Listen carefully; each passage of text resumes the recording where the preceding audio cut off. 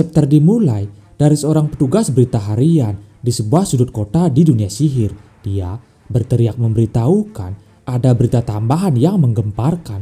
Banyak orang setelah membaca berita tak percaya bagaimana sekolah Easton melakukan hal yang tak mungkin. Ya, di berita tersebut topik hangat membahas tentang sekolah sihir Easton yang mendominasikan Mas Bandet menjadi visioner bocah tanpa sihir yang belum diterima masyarakat umum. Sementara di tempat lain, Mas, Dot dan Razor masih bermain kartu remi. Mereka bermain sudah hampir 15 jam. Kelopak mata menghitam. Dot dan Mas masih bersemangat memainkan permainan kartu tersebut. Lance bertanya sampai kapan mereka bermain kartu. Dengan lantang, Dot menjawab harga diri dia pertaruhkan dalam permainan kartu. Tapi Mas dan Razor ingin berhenti. Hanya tersisa Dot seorang hingga Finn membawa berita buruk untuk Mas. Dia memanggil Mas agar melihat keluar jendela. Ternyata di luar gedung banyak masyarakat sudah berkumpul. Mereka menuntut agar sekolah sihir Easton mengeluarkan Mas Bandet sebagai kandidat visioner. Masyarakat juga bertanya alasan Easton mendominasikan bocah tanpa sihir. Kau tak bisa biarkan orang tanpa sihir berada di puncak akademi sihir. Mas Bandet harus dihukum sesuai aturan yang berlaku. Kau memberi seorang dengan darah kotor kesempatan berada di festival suci dewa. Itu dosa. Begitulah protes masyarakat. Finn khawatir pendemo sudah memakai emosi mereka. Lalu Irvin berteriak dari balkon gedung. Dia meminta semua orang yang berdemo untuk diam dan mendengarkan pendapatnya. Finn penasaran apa yang sedang Irvin lakukan. Namun masyarakat tak mau mendengar apapun. Mereka heran apa yang sebenarnya Mas lakukan hingga membuat pihak sekolah memilih keputusan ini. Irvin berusaha meyakinkan mereka bahwa mereka jangan pernah selalu menilai orang lain berdasarkan kemampuan sihir saja. Mereka tak peduli tidak bisa memakai sihir berarti telah dicampakkan oleh dewa. Dan siapa juga wanita yang membela Mas Bandet. Pendemo menyuruh orang luar jangan ikut campur. Hingga akhirnya Irvin berkata, "Aku bukan orang luar, aku adalah istri Mas Bandet," ucapnya. Keadaan semakin memanas. Bocah tanpa sihir sudah menikah. Mas semakin panik. Irvin kembali meluruskan hubungan dia dengan Mas. Pendemo mengira Irvin sudah gila. Tak mau kalah, seorang datang memperkenalkan diri. Dia adalah Dot. Dengan kacamata layaknya murid unggulan, Dot memperkenalkan diri sebagai manajer Mas Bandet. "Aku sekarang akan bacakan pernyataan yang sudah disiapkan oleh Tuan Mas Bandet. Saya paham kecemasan yang dimiliki warga penyihir akan seseorang yang kurang berpengalaman seperti saya didominasikan sebagai visioner. Oleh karena itu, saya hanya punya satu pernyataan untuk disampaikan. Go to hell," kata Dot sambil mengacungkan jari tengah. Jelas, pendemo semakin marah. Mereka merasa Mas menggunakan manajer untuk menekan. Keadaan Mas semakin parah karena Dot dan Irvin. Hingga satu orang warga dengan dagu super estetik melemparkan batu ke arah gedung. Dia mau melihat pendosa yang melindungi komplotannya. Irvin berhasil melindungi wajahnya, tapi karena itu tangannya terluka hingga berdarah. Dot panik pujaan hati terluka. Akhirnya Mas ingin keluar. Lance menahan Mas. Baginya jika Mas keluar dan dilihat para warga, keadaan akan semakin parah. Lance berusaha menahan Mas, sementara Irvin kembali berusaha meyakinkan para warga. "Baiklah, jika kalian mau menghukum Mas untuk hal konyol seperti tak memiliki sihir, maka kalian hukum saja aku. Lemparlah batu padaku, hinalah aku. Mas adalah orang yang pernah aku manfaatkan, tapi dia kembali untuk menolong pengkhianat sepertiku. Dia adalah seorang yang baik, karena seseorang sebaik dia tak mungkin orang jahat. Aku percaya padanya," teriak Irvin. Mas tertegun mendengar pendapat temannya tentang dirinya. Namun salah satu warga dengan dagu estetik memancing emosi pendemo. Dia sengaja melakukan itu agar bisa menangkap kandidat visioner tanpa sihir. Lalu pasti akan disebut pahlawan oleh orang-orang dan menjadi trending di koran. Tak hanya menjelekkan Mas, dia juga menganggap Irvin sebagai pendosa, merusak aturan di dunia dengan mendukung pendosa lain. Pria dagu estetik itu mengajak para warga untuk menangkap Irvin juga. Dia lalu melemparkan banyak batu ke arah Irvin. Saat Irvin mencoba melindungi diri lagi, Mas tak bisa tinggal diam. Dia berdiri di depan Irvin untuk menghalau semua lemparan batu. Irvin tak tahu harus senang atau sedih. Mas datang melindunginya, tapi kemarahan para warga pasti semakin menjadi-jadi. Si dago estetik begitu senang targetnya keluar. Itu Mas Bandit, jangan biarkan dia kabur. Dia tak akan sulit ditangkap kalau tanpa sihir. Prison wall, haha, kalian lihat aku menangkapnya. Dinding itu setebal 15 cm yang bahkan mampu menangkap makhluk sihir besar, ucap dago estetik. Mas tertangkap dalam sebuah balok berwarna hitam. Namun, hanya menggunakan satu jari saja dari dalam dinding, Mas menggergaji sihir prison wall. Dago estetik mulai khawatir. Sihir miliknya itu setebal 15 cm. Tidak mungkin seseorang tanpa sihir mampu merusaknya. Keyakinannya kembali hilang saat Mas menggergaji menggunakan jari hingga berbentuk sebuah pintu. Mas berhasil keluar. Si dago estetik tercengang. Bagaimana mungkin bocah tanpa sihir menggergaji sihir andalannya seperti mainan? Mas lalu mengangkat prison wall tersebut. Dia melemparkannya tepat ke arah si dago estetik. Hingga keadaan sekarang terbalik. Si dago estetik berada di dalam sihirnya sendiri.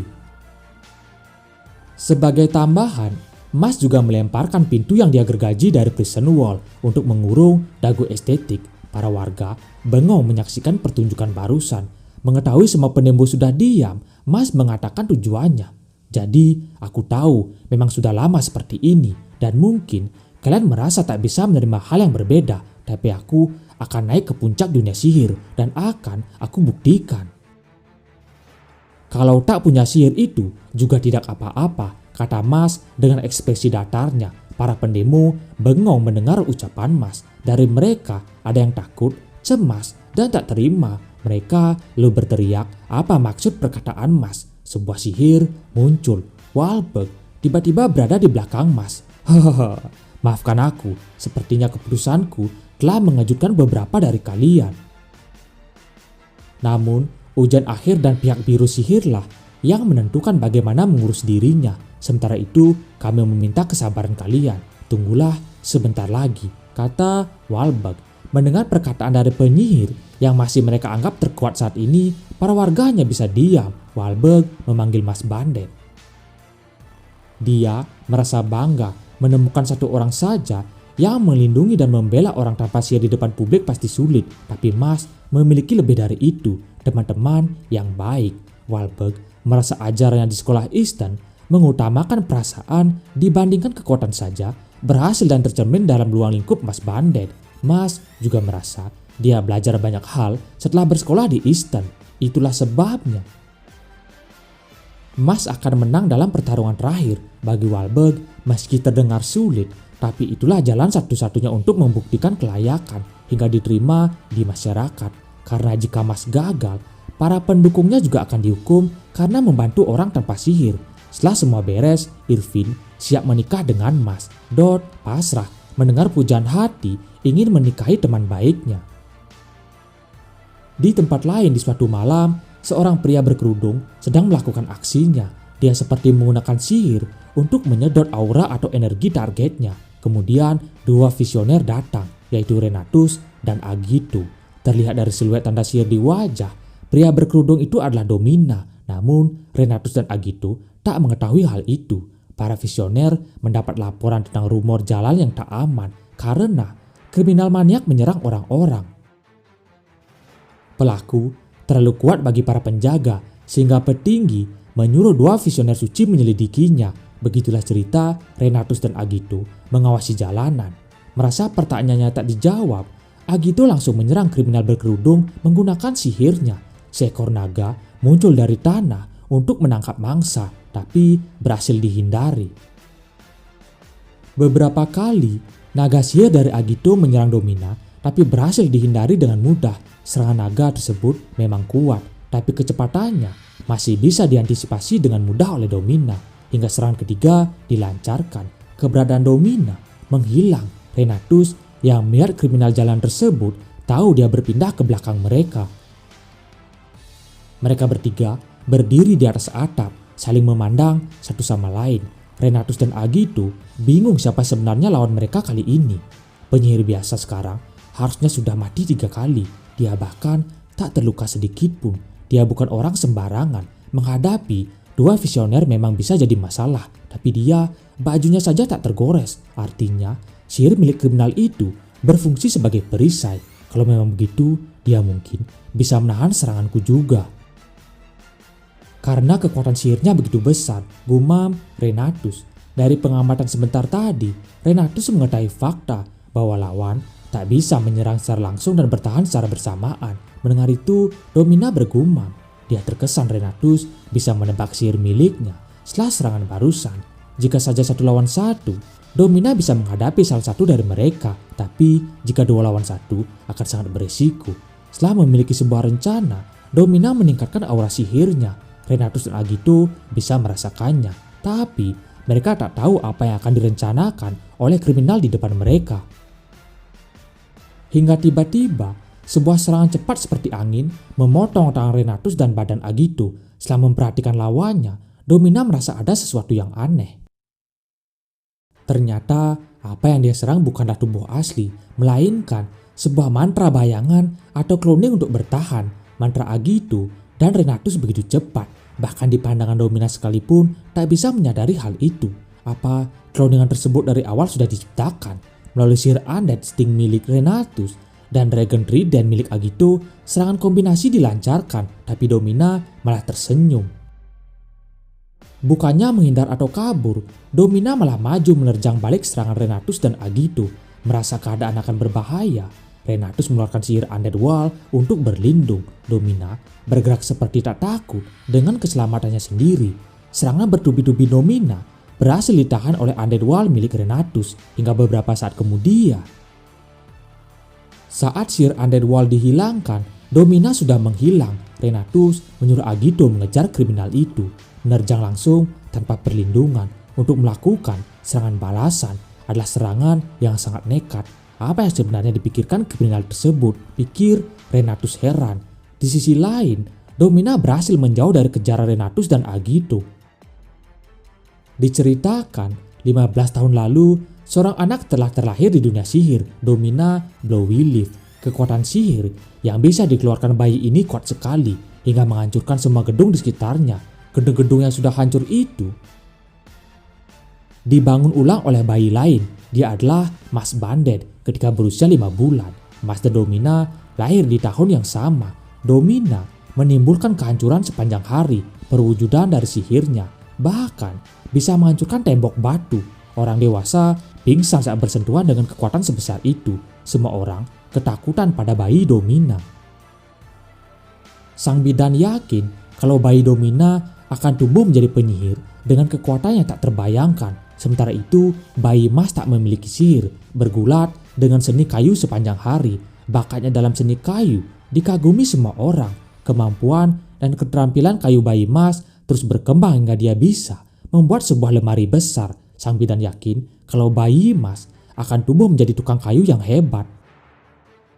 Domina memiliki rasa hormat yang besar dan dalam akan ayahnya. Kekaguman pada kekuatan yang luar biasa sepenuhnya adalah insting. Tak lama setelah kelahiran Domina, dia tahu hidupnya adalah demi sang ayah. Kekuatan miliknya adalah untuk melayani sang ayah. Suatu malam, dia bertanya pada dirinya sendiri, kenapa bayi tanpa sihir mendapatkan perlakuan yang sama dengan dia? Bagaimana bisa mereka berdua itu sama? Sama seperti burung raptor yang lebih besar bisa menyerang saudaranya yang kecil untuk memonopoli perhatian orang tua mereka. Domina juga secara insting mencoba membunuh Mas. Domina belajar mengendalikan sihirnya untuk menyerang Mas. Namun anehnya, semua sihir yang dia gunakan dengan mudah dihindari oleh bayi Mas. Bahkan Mas menggunakan gerakan drift zigzag inertia, yaitu gerakan yang memasuki belokan dengan kecepatan tinggi. Sang pengendara melakukan belokan tajam, membelokkan roda depan tanpa kehilangan kecepatan. Mas menghindar menggunakan tubuhnya seperti sebuah mobil dengan teknik menyetir tingkat tinggi, walau usianya baru 5 bulan. Hal itu membuat sang bidan terkejut melihat Mas menghindari serangannya dengan drift inertia. Domina langsung tahu kalau ternyata Mas sama sepertinya. Mas bukanlah bayi biasa. Beberapa minggu setelah itu, Mas menghilang dan Domina sadar. Selama Mas masih hidup, Domina tak akan pernah mendapatkan pengakuan penuh dari ayahnya. Hasrat Domina menjadi gelap dan hanya akan bisa dipuaskan di hari saat dia melenyapkan Mas Bande. Singkat cerita, hari ujian akhir visioner tiba, berlokasi di sebuah gedung tua Griff Manor. Domina dengan kelima anak buahnya serta Mas dengan teman-temannya sudah datang. Levis memuji keberanian para wakil Eastern. Dia pikir mereka akan kabur saat menghadapi Walkis. Namun kelompok Mas sibuk dengan kelompoknya sendiri. Mereka tak mendengarkan perkataan Levis. Pertarungan antar kandidat visioner suci sebentar lagi akan segera dilaksanakan.